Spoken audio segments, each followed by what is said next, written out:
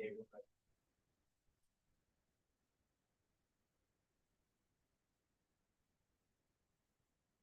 Friday and Monday. And also New Year will be the Friday and Monday.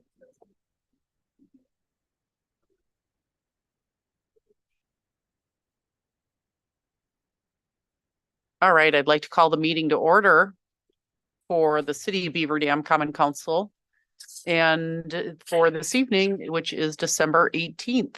Appreciate everyone in attendance here, joining us in our audience in person as well as online. And thanks to all of our alders for joining us. Looks like we have pretty close to a full house. We'll start with the roll call. Ms. Farren, if you would, please. Anderson, Here. Appenfeld, Here. Bonnet, Here. Burnett, Here. Faree, Here. Fisher, Here. Hanson, Here. Keel, Here. Mark, Here. Olson, Perkins, Here. Wissell, Here. Yutz, Here. Sop. Here. Very good. Please let the record show that Alderperson Olson is absent and excused. And if you would join me in the Pledge of Allegiance, followed by a moment of silent deliberation.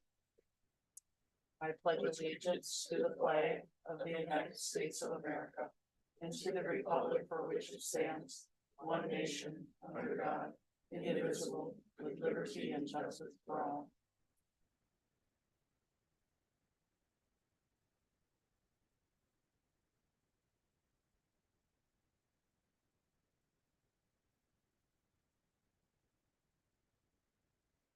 Right, moving on to agenda item number 3 is time for our informal public hearing. Is there anyone that would like to speak to council this evening about any topic that they'd like to share? Anyone online or in person? Very good. If you'd like to come forward and take the microphone, hold it, please.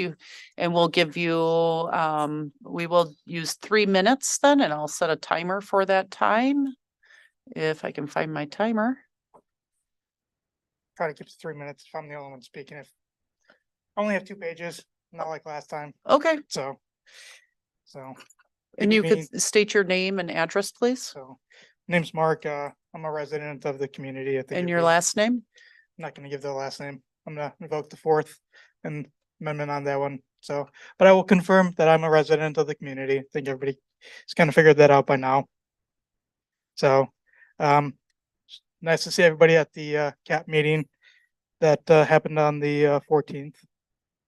So that was on the 14th, just for clarification, for everybody that's maybe watching the recording. To get the best community engagement, the city put out 3 press releases for that. These were on November 20th, December 4th, and December 12th. This was in addition to other forms of communication that were mentioned at the kickoff that were made by individuals aware and made them want to attend that event and created the turnout that it did.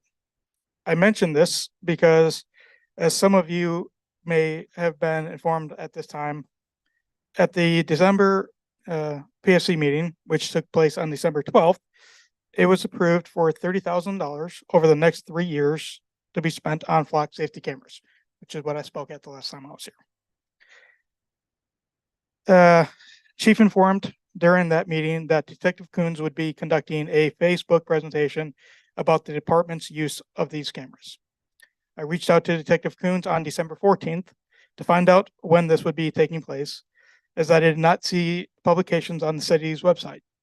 On December 15th, Detective Coons informed me that a Facebook presentation was going to take place on December 19th at 7:30 p.m. And advertisements were going to be going out, or were not going to be going out until Monday, today, because he didn't want people to forget about the event. It's kind of hard to forget when it's going out only the day before. I asked that he consider an alternative to, or in addition to Facebook, as not everyone uses Facebook, and even the council allows the public to attend this meeting via Zoom. Zoom is a much less intrusive program and grants access to everyone to attend, but Detective Coons stated it would only be held on Facebook. If community engagement, transparency, and spelling myths about these devices is the goal of this meeting, why is Detective Coons and therefore the police department trying so much to restrict the knowledge about this meeting taking place and the access to this meeting. The only rational conclusion one can make is that they don't want to be questioned by those who actually have concerns about them. What I believe will happen is one of two scenarios. The first is that no one will attend the event, and the conclusion will be drawn that no one objects to them and no further meetings will be held. The second, that will be very few people will join, and that it'll be the friends of the department will ask very basic questions likely covered when Detective Coons gave this presentation to the council. From there will be determined that all myths and concerns were covered, no further meetings need to be held. Once again, in both these scenarios, no further meetings will be held regarding the tool that will be used to surveil the members of our community. And I don't mean surveil by just the police departments, but all law enforcement agencies. If you're not concerned by that, the state of Vermont did their own audit of ALPRs, compliance from June 1st, 2016 to June 30th, 2018. The conclusion was that 11% of reviewed cases did not comply with statute. That means that when they reviewed their own department, their government agencies, 11% required warrants and that they violated that. So that's by their own government agencies. They basically violated the Fourth Amendment on that. We ask you to finish up now, Yep, please. it's just a little bit. So what I'm hoping for is that there will be someone on this council, or even you, maybe you, Mayor, will reach out to the chief here or Detective Coons and persuade them to have a meeting that is advertised in a fashion such that the CAP kickoff event was, and that all members of the community can attend without having to share their social media accounts to do so. So that they don't have to advertise that one day they have a social media account, and they don't have to advertise who their friends are, family members, maybe what social media accounts that they post to, what organizations they are connected to, and everything else. It's not a very good thing.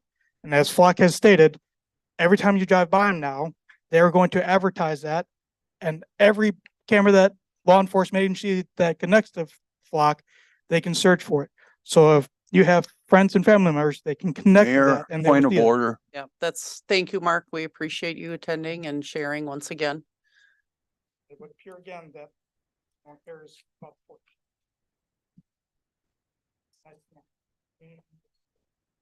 If you'd like to speak to any of the council members after, you're welcome to do that, or contact the mayor as well and speak with them. I think your mailer was effective, and if people were very interested in that topic, we would see them contacting us and attending these meetings. So moving on to announcements on number 4, I will just share as a reminder this Friday and next week following Monday are closed office days here for celebrating the holiday, as well as the following Friday and Monday for New Year's, which is Friday, December 29th, and then January 1st. And just as a reminder, we will not meet on the 1st. Nathan, when are we meeting then? So the first and third Monday of January are actually 2 holidays. So the intent is to meet on the 8th, which will be the second Monday of the month. It will be a special meeting. We're not holding you to the 4th Monday. But I would note that there are 5 Mondays in January. So if you really want to work, you just have to see me later. So. Well, we did kind of specify and saying, let's shoot for the 8th. If we absolutely have to, then we could add in that 4th one if we have to, but we'll try to keep that one open. So we have Martin Luther King Day in there as well in January. Let's see, any other announcements anyone would like to share? Yeah, it'll be kind of quiet during this time of the year, hopefully. All right, moving on to agenda item number 5, disposition of minutes of the Common Council meeting of December 4th, 2023, and entertain a motion for approval. I'll make a motion to approve the minutes as Thank presented. you, Alderperson Zopp. The motion, is there a second? Thank you, Alderperson Wissell. Comments or questions about the minutes? All those in favor of approving the minutes from December 4th, please signify by saying aye. Aye. Any opposed, say nay. Any abstentions? I abstain. Thank you. Moving on to agenda item number 6. City Administrator report. I will be really quick. I just want to wish everyone a Merry Christmas and thank those that did come to the kickoff meeting. I've received some good feedback and hopefully we'll be able to move that public engagement initiative forward. So grateful for the support. All right, very good. Thank you. And moving on to, and a Merry Christmas to you as well. And a lot of celebration going on at your house, I'm sure, with lots of little ones. Just a little bit and enough candy to make everyone go crazy. So it's good. Get them all sugared up.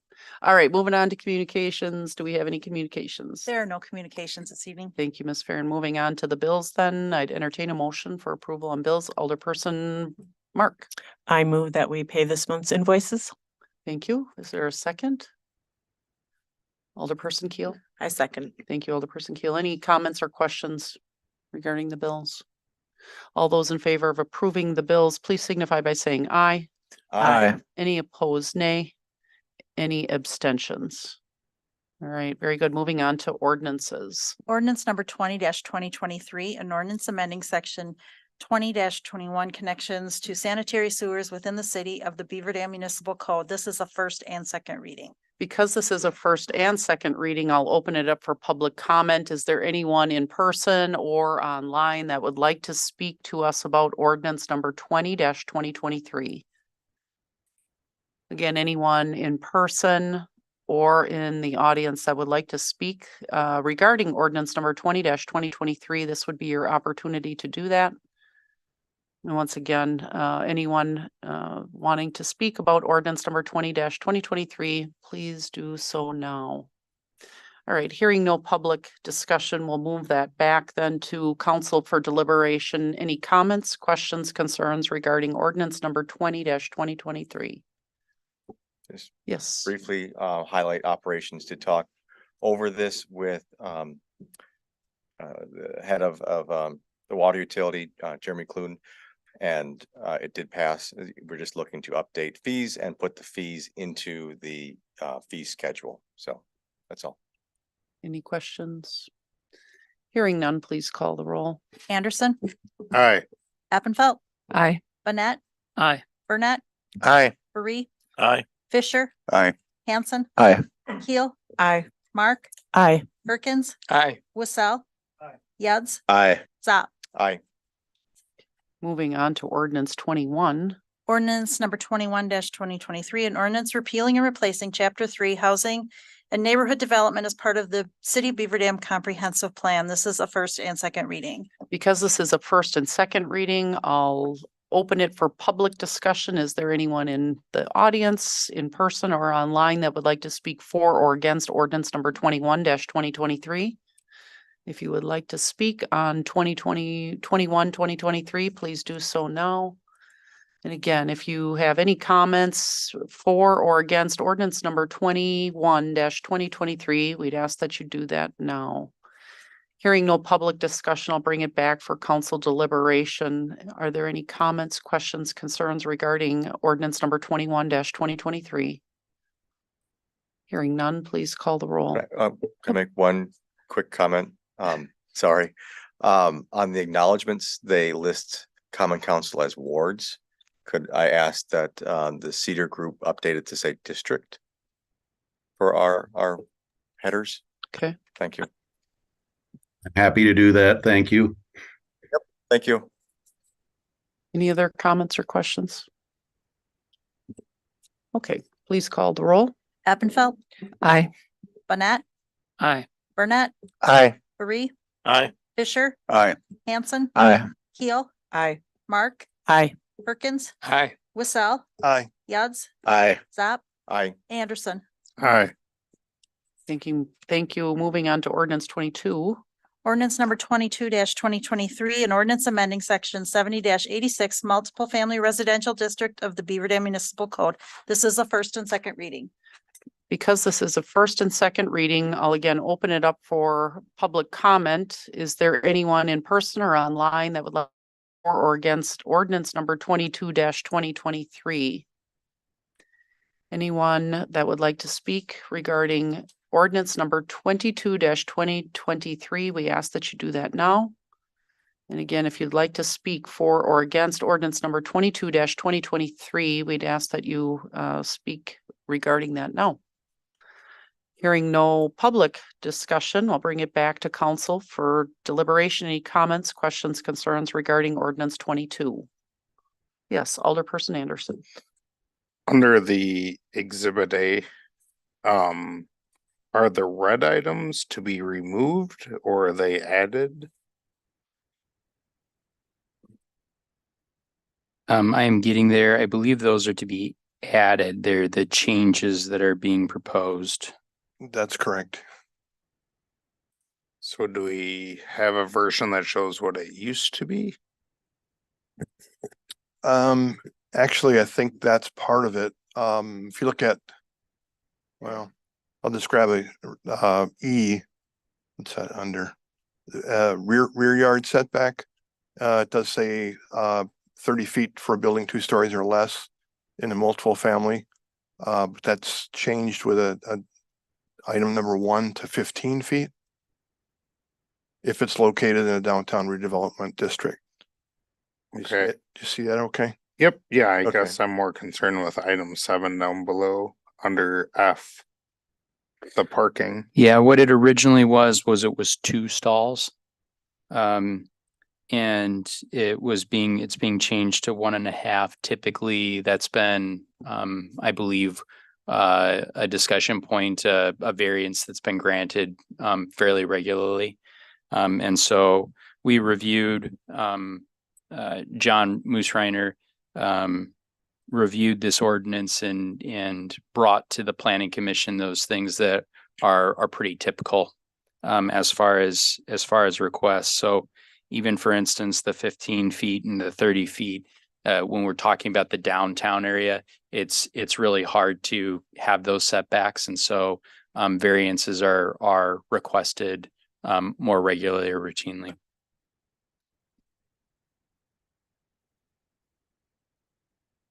Any other discussion? Go ahead. I guess I wouldn't agree with 1.5. You need, this day and age, you need 2 spots per dwelling. So, based on that, I'm not gonna support this. It really needs to be 2. For everyone. Otherwise, you're gonna run into parking issues and apparently people in the city of Beaver Dam don't like other people parking in front of their property, even though it's a public street. So they really need to have 2. So, Thank you. Any other comments or questions? Hearing none, please call the roll. Banette, Aye. Burnett, aye. Barry. Aye. Fisher, Aye. Hanson, Aye. Keel, Aye. Mark, Aye. Perkins, Aye. Wissell, Aye. Yads, Aye. Zap, Aye. Anderson, No. Appenfelt. Aye. Thank you. Moving on to resolutions. Resolution number 110-2023, a resolution awarding the contract for the 2023 street lighting program. Thank you, Ms. Farren. I'd entertain a motion on 110. Alderperson. I'll Sapp. make a motion to approve. Thank you. Is there a second? Alderperson Perkins. Second. Thank you. Comments, questions? I just briefly highlight that we did talk about this in detail with Nathan. We did have Attorney Manthe as well assist in answering some difficult questions about this. But in the end, Operations Committee did approve it with a 5-1 margin. So Thank you. Alderperson Anderson. I just wanted to point out, if you actually read the memo, the developer is not coming through on their end. So if we're going to continue to sign development agreement with developers, we really need to hold them to what they're responsible for. Again, I get it. You don't want to get into a fight with them so that they won't do any more development in the area. I get that side, but on the other side, you have to really question any more development agreements that come forward with these people. Are they really going to follow through with them? Because at this point, I would question that, they're supposed to be paying for this and now they're asking for us to pay for it. And that's unfortunate to say the least. Thank you. Go ahead, Nathan. Just one point, both, Larry and Rick, this was previous to them, and also my time, but, it's fortunate when we review developers agreements, no developer agreement is perfect. We try to get it as perfect as we can. But we have noted, this situation and we'll adjust accordingly. And I'm really grateful for Larry and Rick. I think they do a really good job in representing the city, and comfortable as we move forward in our review of developers agreements. Go ahead, Alderperson Wassell. Just for clarification, some of us maybe aren't aware. So the developers agreement stated that the developer would pay for all of the lighting. And this says that they're still paying for 50,000 of it. Is that my interpretation? Is that correct? That is correct. When the developer was estimating their costs for this development, they had assumed 50,000-ish in their budget would be the cost. When they went out to bid, it was, twice plus. 120 was one, I believe, and 190 was another quote that they had received. In either scenario, the agreement was that the TID would reimburse them for these public improvements, right? So they're making public improvements, and with increment coming in, we would reimburse them those costs. When Trent brought this issue back to staff, we reviewed it, and the proposal that the developer was asking for wasn't to our satisfaction or to our liking from a staff standpoint, because there was a perpetual cost.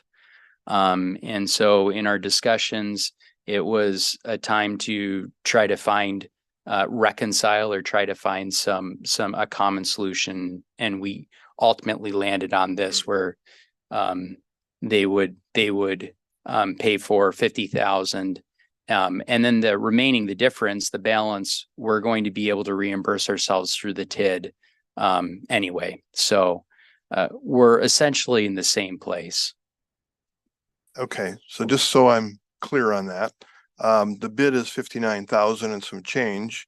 Newman's paying 50,000 and some change, so. And they'll be reimbursed, By the right, TID. by the TID. And then the 9,000 that we spend Is in additional. addition, and it will be paid for through increment in the TID. And it's really an overage that wasn't thought of, because materials have cost a lot more now. Correct. And other reasons, but we don't need to drag out too much dirty laundry. Yeah, well, I'm glad there's 5 bids. Several of them are shocking. They didn't want to do the work, apparently. Yeah.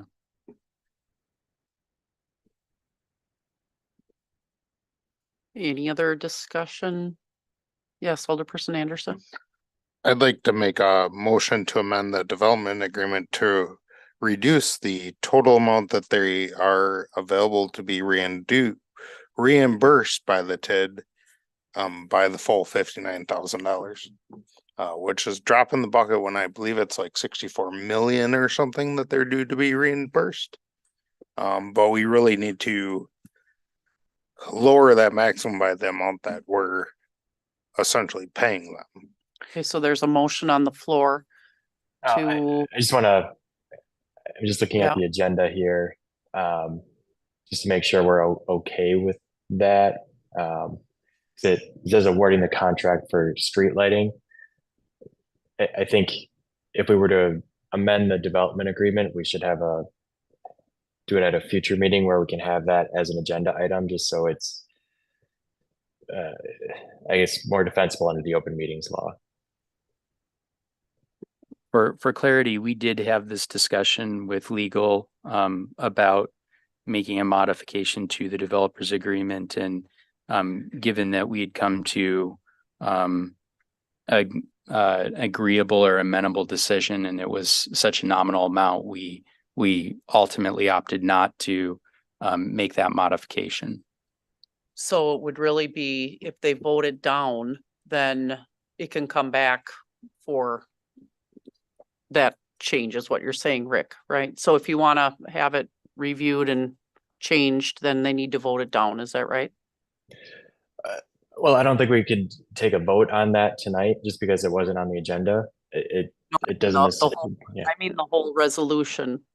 Oh, yes. And then we Vote can, down resolution if you don't want it to go through, right? And correct. And if the council would like to have the agreement amended first before it comes back for the bids awarding, or the awarding a bid, we can certainly do that.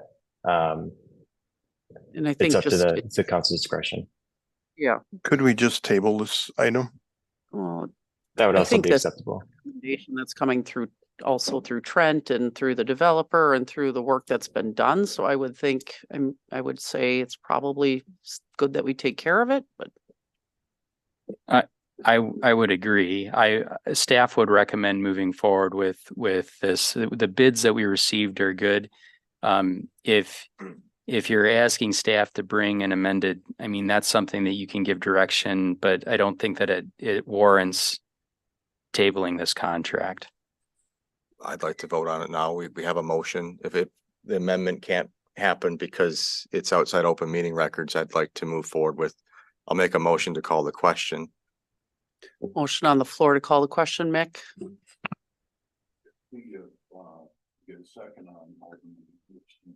So, no, no, you can't. That's not legal. And so we have a motion on the floor calling the question. Is there a second? There's no further discussion. Is there a second? Alderperson Perkins? Second. Thank you. Motion on the floor with a second to call the question. I'll have you go ahead and call roll, please. This is, you vote yes if you want the question called, and we're going to vote on it right now. You vote no if you want the conversation to continue. Marie, No. Fisher, Yes. Hanson, Aye. Keel, Mark, Aye. Perkins, Aye. Wissell, Aye. Yads, Aye. Zap, Aye. Anderson, No. Appenfelt, Aye. Burnett, Aye. Burnett. Aye. All right, so we are then to resolution 110-2023. And Fisher, go ahead. Fisher, Aye. Hanson, Aye. Keel, Aye. Mark, Aye. Perkins, Aye. Wissell, Aye. Yads, Aye. Zap, Aye. Anderson, No. Appenfelt, Aye. Burnett, Aye. Burnett, Aye. Marie. Very good. Moving on to resolution 111. Resolution number 111-2023, a resolution to accept the proposal for a professional services agreement for a transit feasibility study with SRF Consulting Group, Inc. Thank you, Ms. Farren. I'd entertain a motion. Alderperson Oppenfeld, thank you. Is there a second? Alderperson Mark, thank you. Comments, questions regarding resolution 111? Yes, Alderperson Fisher. Thank you, Mayor. At the administration meeting earlier, I voted no on this. And it passed 6-1, so I'm obviously in the minority. But I'd like to restate my reasons for voting no. The feasibility study they're talking about for transportation, you mark me if I'm wrong, Nate, is going to run 58 to 60,000. I think they said 58 in the resolution. And it's coming out of ARPA funds, which again, everybody thinks of as free money. My thinking on it is we've got some funds that will be coming out of the general fund that we could use these ARPA funds for. Therefore, we would not have to borrow the funds for that project. And right now, according to the bill I got, or the letter I got in the mail with my tax bill, our debt service runs 26% of our total city budget. And public safety, fire and police runs 39%. So $26 out of every $100 paid to the city goes to interest and principal on the money we borrowed. I'll add to that the fact that I've been kind of keeping my eye on what's going on with public safety contract negotiations over the last few months. And this council is pretty much gotten used to 1 to 3%, I would guess, over the last few years. The contracts that are going through now vary from like 7 to 10%. Now, these contracts with both police and fire are coming due here. I've voted on a lot of feasibility studies over the year, and for the last few years, I've been voting no, because we get a study from somebody that comes into town, studies our city, sends us a bill for $60,000, this one, and it goes on we discuss it, and it goes on a shelf, and that's it. We're out $60,000. Why do we need a company to come in and tell us about the feasibility of mass transit here, when in essence we got 14 people that are being paid to make that decision? Why do we need an outside? Yes, we need study, but can't we study it? Do we have to pay somebody else $60,000 for a ream of paper? That's it. Well, just a couple things. I mean, the study would also help us determine if people would actually use it, which is essential before we start it. If we want to know if people would use it, and also what route would be. I mean, that's not a small thing to figure that out. We have an idea of where we'd like things to go, but getting that all put together and maps and all of those things. I mean, and as far as our studies, they've been hugely important to everything that we've done, and we've seen how they work. All of our parks were in what we did with Swan Park.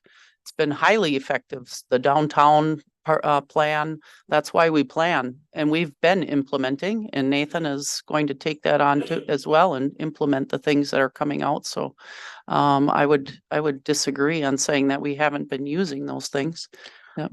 Just one point, and I apologize, I wasn't able to make the administrative meeting. I'm trying to cover for ops. I just a couple of things. One, the amount is a not to exceed. There are a couple of areas that we would be able to cap the amount that would be spent, depending on how much of the study we need to do. But the other thing that I would say is that it will be crucial for us to qualify for federal dollars in order to do a fixed route.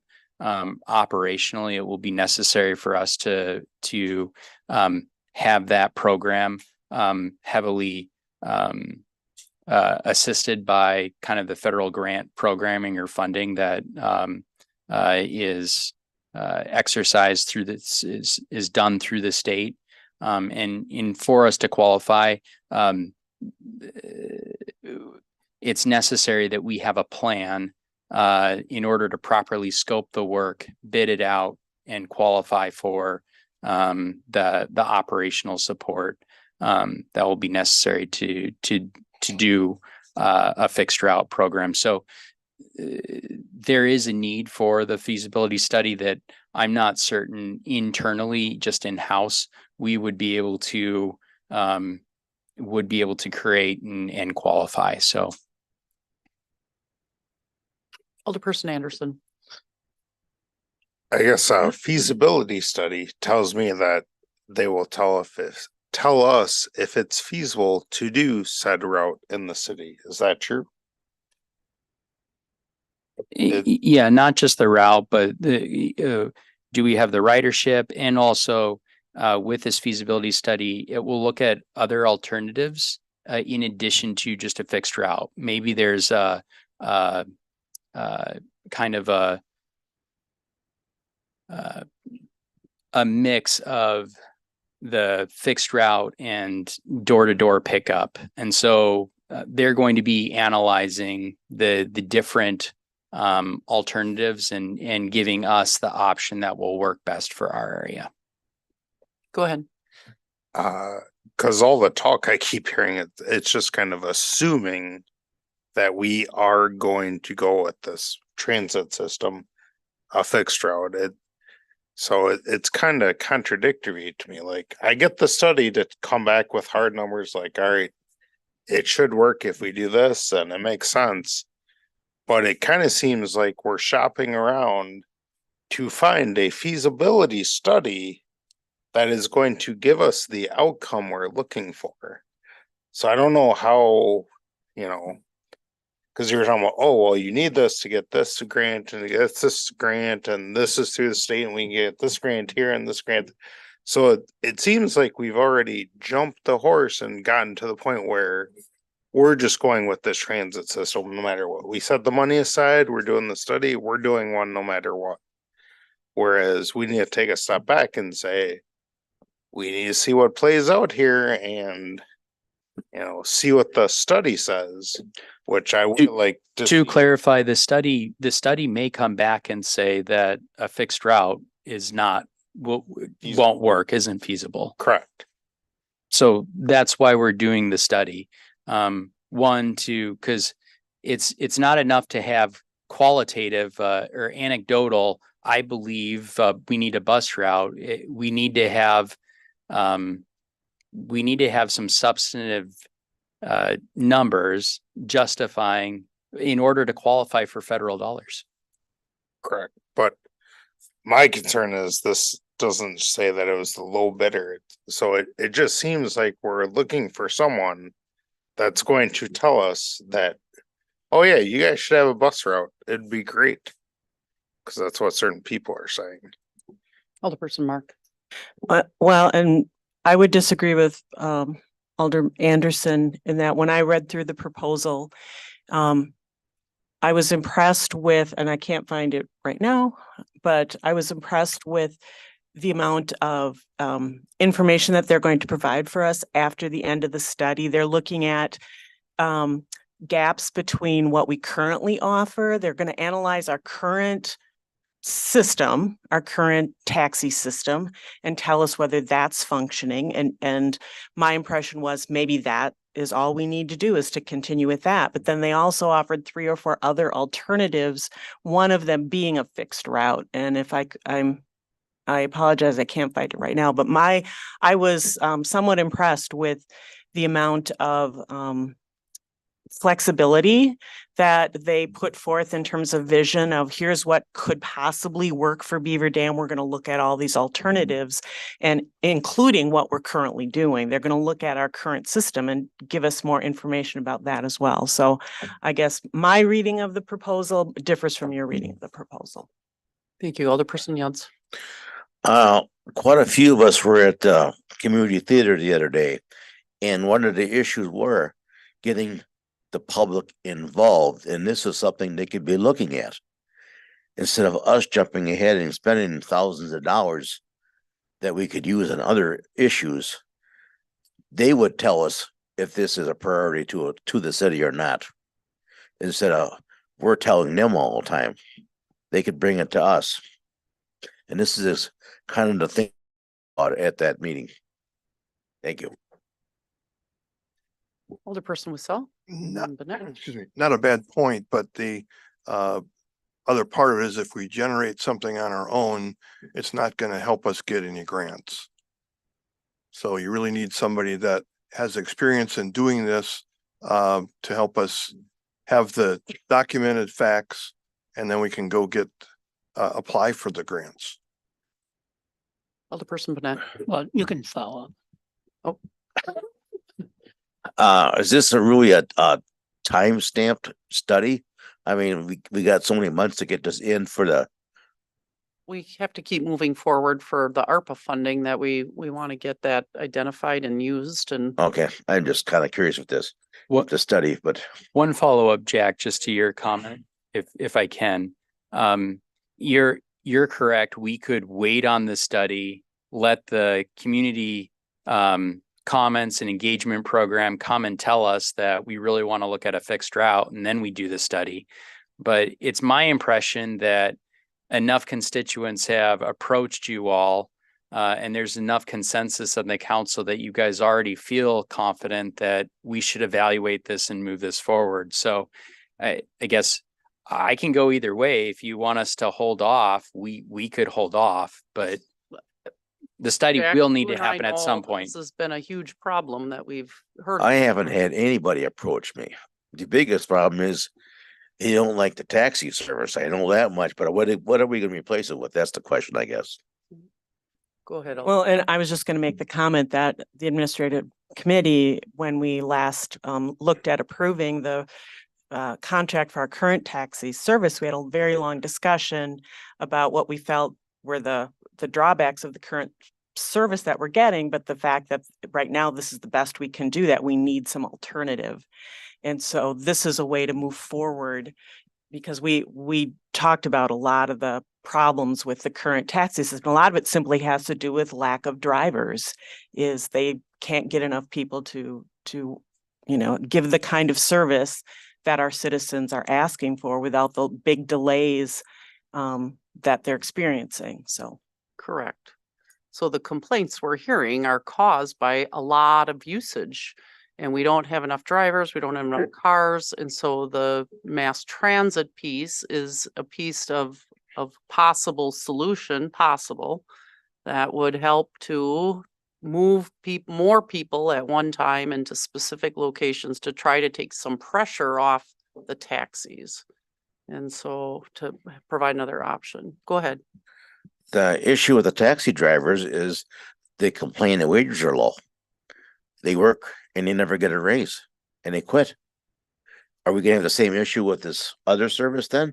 Are we gonna hire a company and they're gonna keep the wages always at the same level? They never move up? They're gonna quit too. Alderperson Burnett. Just, I think the idea of possibly using that comprehensive plan development with something like this could go together very well. I mean, using both. And that would be a really way to beef that up. But the other question I have, and if we spent the 58,000 for this study, but chose not to go forward, what happens?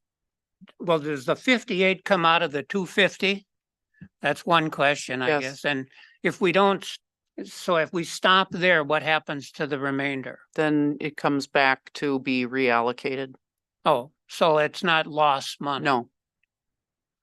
All right, And thank- if we chose not to move forward, it wouldn't be 58, it would be less. The 58 is for us to actually go out and prepare a bid and proposal. So just so that we're clear, the 58 is kind of getting us all the way across the finish line.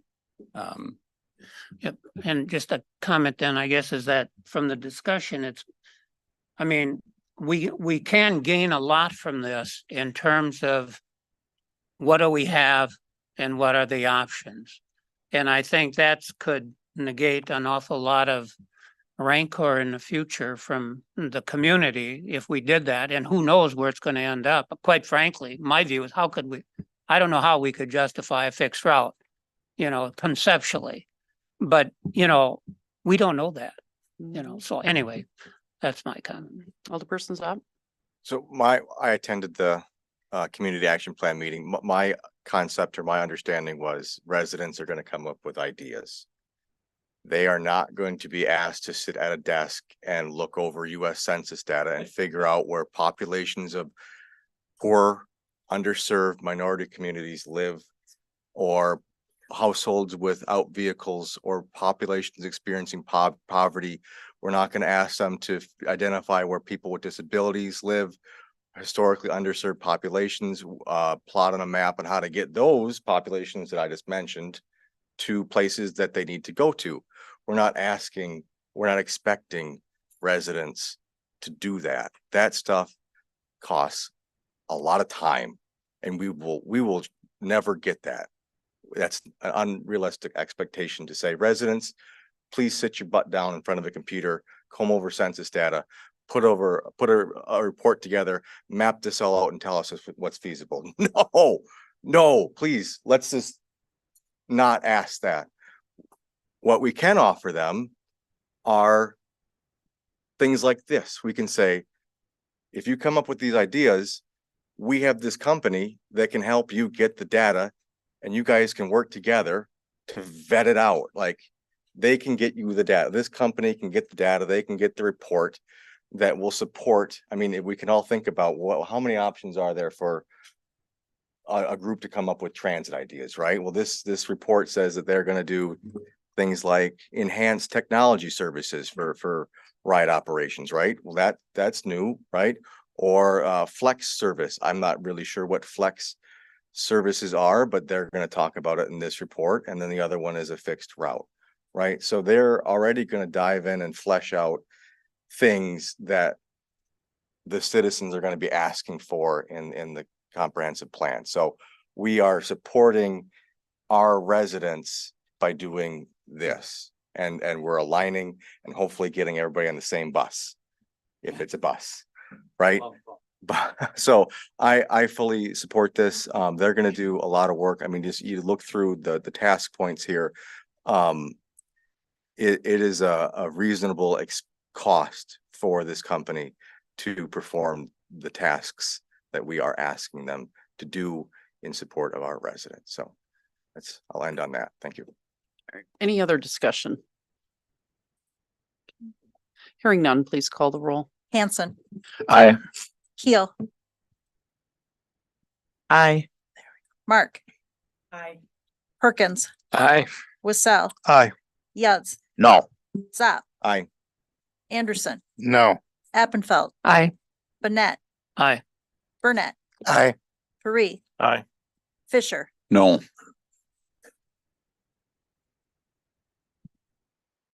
Okay, very good. Moving on to resolution 112. Resolution number 112 2023, a resolution granting a Class B beer license to Dam Foodies LLC, doing business as the Green and Gold Cafe. Thank you, Ms. Farren. I'd entertain a motion on resolution 112. Alderperson Mark. I move. So move. Thank you. Second by Alderperson I'll Free. Thank you. Comments or questions regarding resolution 112? Alderperson Yunz. Is it green and cold or green and gold? Gold, sorry. Gold? Oh, Okay. I'll make a notation on my computer. thank you. Alderperson Anderson, followed by Hanson. This is the third alcohol serving establishment by these people that so very diligently fought alcohol licenses in their previous iteration on the council, which I find hilarious. But my main question is this not the same building that is supposed to be the esports center for high schoolers? Does anyone know this? Go ahead, Alderperson Wissell. It's the same building. There is a doorway in between. The entry for this is at 120, which is the southeast entrance. It's not the same entrance that the youth would normally use. It's designed for the adult entertainment with golf simulators and race driving simulation, that type of thing. They're going to have a restaurant there, like snacks and what have you, hamburgers. So I guess my concern is this was sold, this building, I don't care about the entrances. This building was sold to us as a esports center, and now it's a restaurant bar serving beer. It had to be, whatever they had to do with their DNR stuff to get the gases and contamination or whatever, which we still have not received an update on in quite a while. We were told that we'd get an update in June or July. We never got one.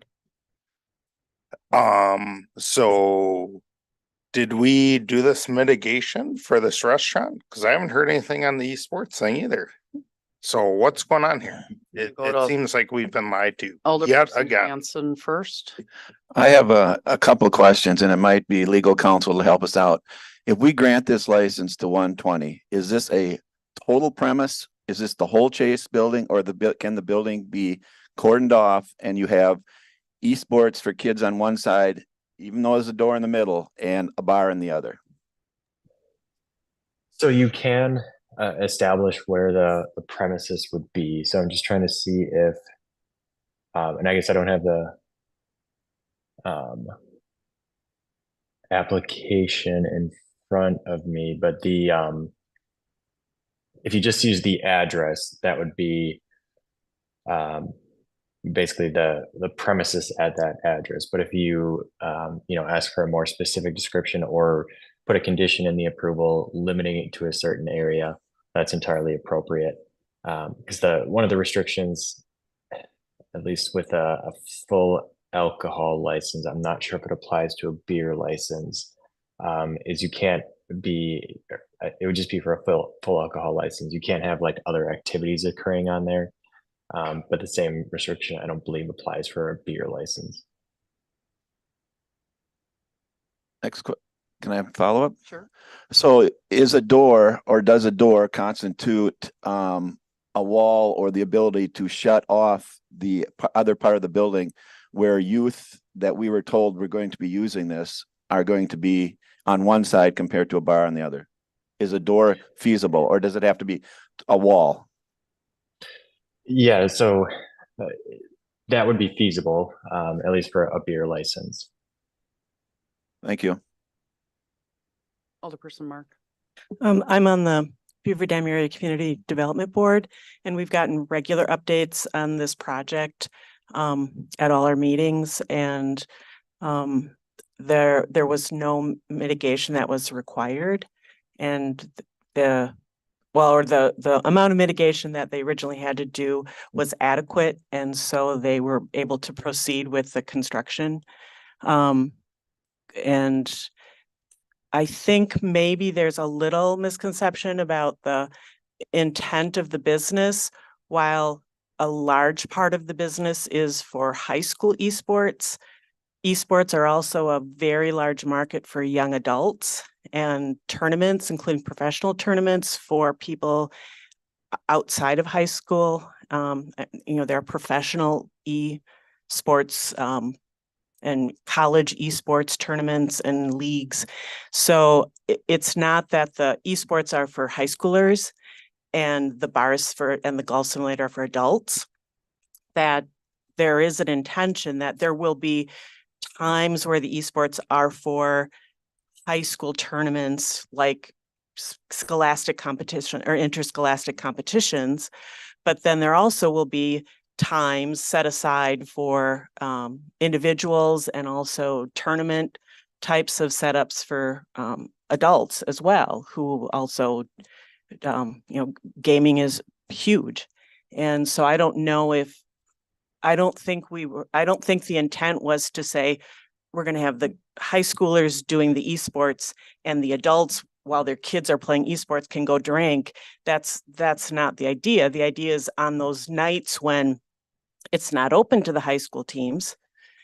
It's kind of like you have a ball diamond and the high school team practices on the ball diamond, but then during the week in the evenings, it's, park and rec adult leagues, that it's the same facility being used for a variety of different populations. So.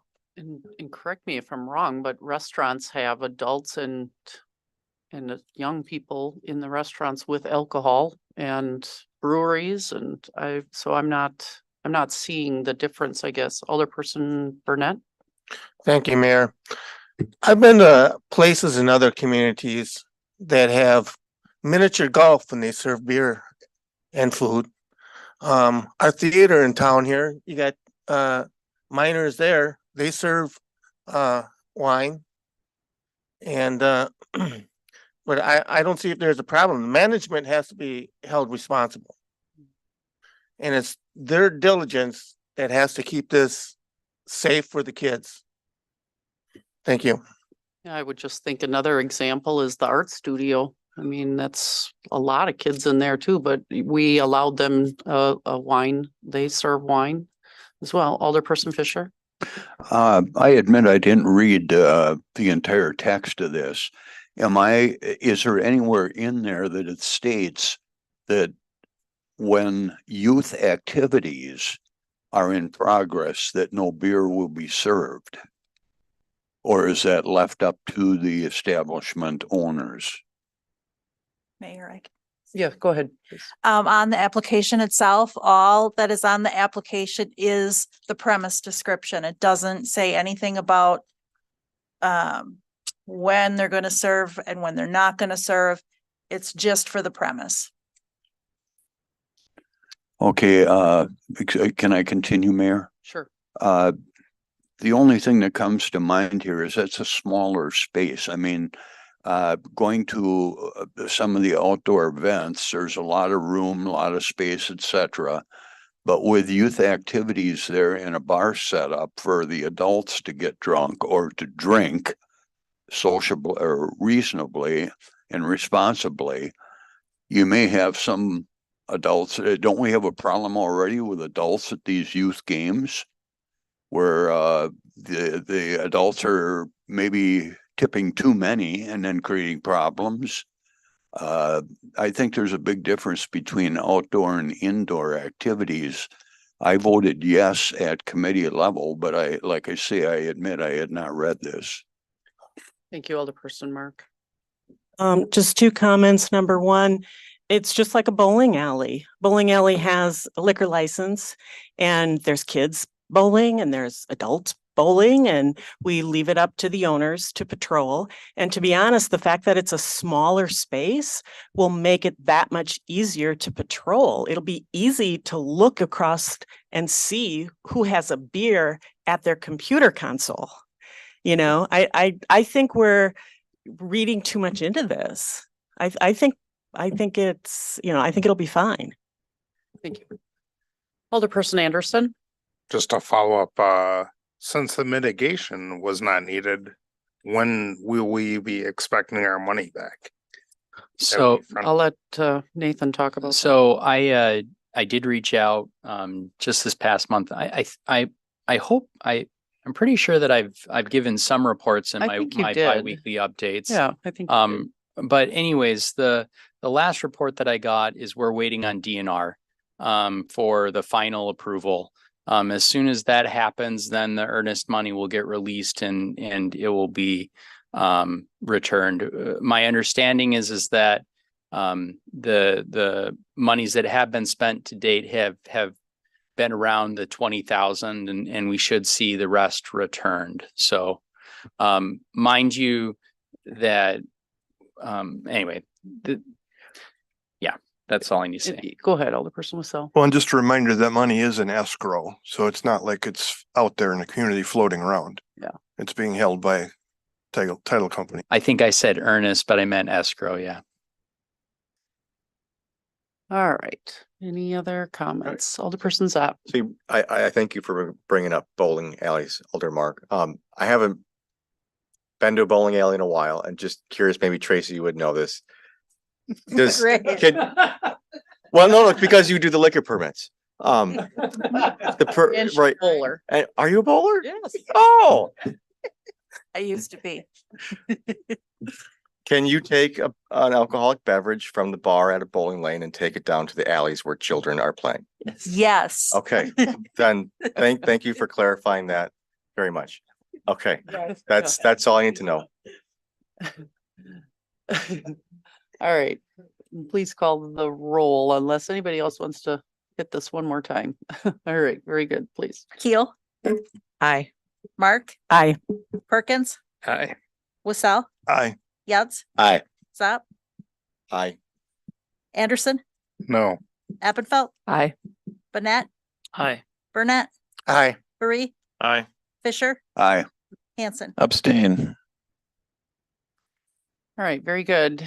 Moving on to resolution 113. Resolution number 113-2023, a resolution granting a Class B beer license to Bass LLC, doing business as Authentic Momos and Bar.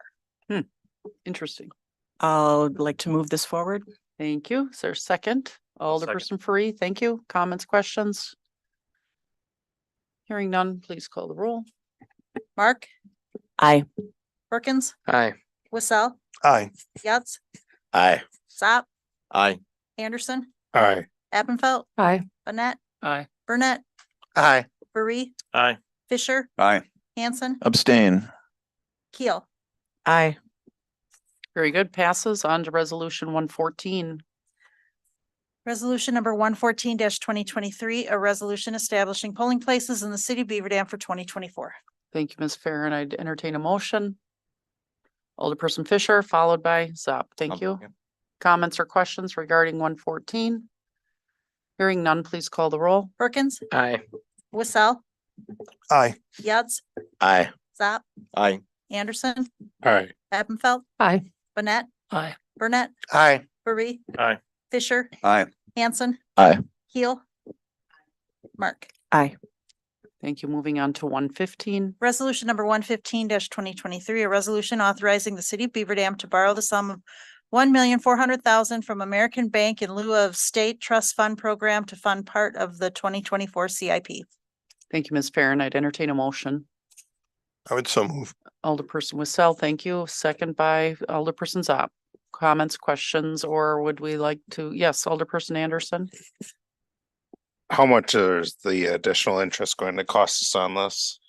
They had the same interest rate. It will actually be less because we've talked about a 6-month term rather than the 8-month term. So Do we know what the interest rate will be? on these 6.25, just as it was with the state trust fund. Okay, so Thank you. that's fine. I'd prefer a round dollar amount that it's going to cost us, but we don't have that.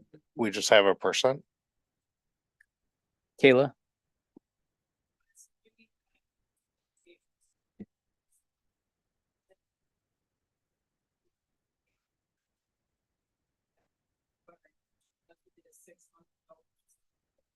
Ease of paperwork for American Bank to pass and get it through. It's pretty quick pivot last week. It's have to bring back from the state trust fund. So really it is no different other than instead of going to the state trust fund. Alderperson Mark. Just a question, is the American Bank giving us this special rate because of the special circumstances? Or is that a typical rate for this kind of municipal loan? Okay, because I love the idea of being local. You know, I thought this was a great alternative, to, you know, since the state fund didn't work out. So. Why can't we do this every year then? I mean, right? Yeah. Potentially, yeah. The one thing too to note is that we currently, I believe they're the primary bank that we're using to hold our funds. So there might be a question of needing to go and be competitive and so forth. So anyway, but point is that we are very appreciative of American Bank stepping in such short notice. Thank you. Any other questions or comments? Yes, Alderperson Anderson. I would just like to point out the interest that you would pay to the state trust fund account theoretically would benefit that account and all taxpayers. The interest that you're paying to American Bank now will benefit them. Not all, it will benefit their pockets. So that's the difference, but thank you. It's worthwhile for sure to look into though. So thank you. Any other comments or questions? Okay, hearing none, please call the roll. Wissell, Aye. Yads, Aye. Zap, Aye. Anderson, No. Appenfelt, Aye. Banette, Aye. Burnett, Aye. Barry, Aye. Fisher, Aye. Hanson, Aye. Keel, Aye. Mark, Aye. Perkins. Aye. Okay, agenda item number 11, mayoral appointments. You've been given a list of election inspectors. I'd entertain a motion for approval on the election inspectors, please. Alderperson Bonnet, thank you. Is there a second? Alderperson Fisher, thank you. Comments or questions? Okay, hearing none, please call the roll. Yads, Abstain. Zap, Aye. Anderson, Aye. Appenfelt, Aye. Banette, Aye. Burnett, Aye. Aye. Fisher, Aye. Hanson, Aye. Aye. Aye. Perkins, Aye. LaSalle. Aye. Thank you. All right, before we close, looks like we're at the end here. I just wanted to share with all of you real quick. One more thing, as you know, with the change in the mayor's role at the city, I've had to find other full-time employment. And I've been looking for a full-time administrator opportunity recently and have been in active discussion on a position. The conversations are moving forward, and I wanted all of you to be aware of the likely changes that would be coming. While I'll still be a resident of Beaver Dam, it will likely be that I'm not able to commute for that position for the commitment of mayor. So I want to just put that out and let you know that that's most likely going to be moving forward. So, but I want to thank each of you for all of your commitment to the great work that we've done here in Beaver Dam. And I look forward to talking to you more about that status of the process and look forward to all of the good things that Beaver Dam continues to do. So thank you so much. I'd entertain a motion to, yes. Thank you, Mayor, for that update. And since you're giving updates, I'm going to give an update too. I will probably be leaving council probably around the 1st of March because I will be moving out of my district and pursuing building a home out in the country. So I'm going to guess I'm going to be a short termer, maybe 2 months before the house sells, and I'll be no longer a resident of the 3rd district. Thank you. Thanks for sharing. Any other anyone gonna drop? Okay. Yes. Well, as long as we're at it. Yeah. Most of you might already know, but I filed non-candidacy forms, so my ward is available to the next person to step up. And it's been 9 years. I think it's time for someone else to come in and use some of their expertise and help you guys out. Still plan to be, hopefully, the mayor will appoint me for the plan commission to stay on, because I'd like to stay involved. Thank you. All right, now we want to get on to a party. So reminder that there's a party, or just a get together over at Park Ave, and Mary Ann's going to be there. She's bringing some of her rum balls, and we'll adjourn with a motion from. Just to leave you know, you're stuck with me for another year. Make a motion to adjourn. Thank you, Alderperson Burnett. Second by Anderson. All right, thank you. All those in favor? Aye. Thank you.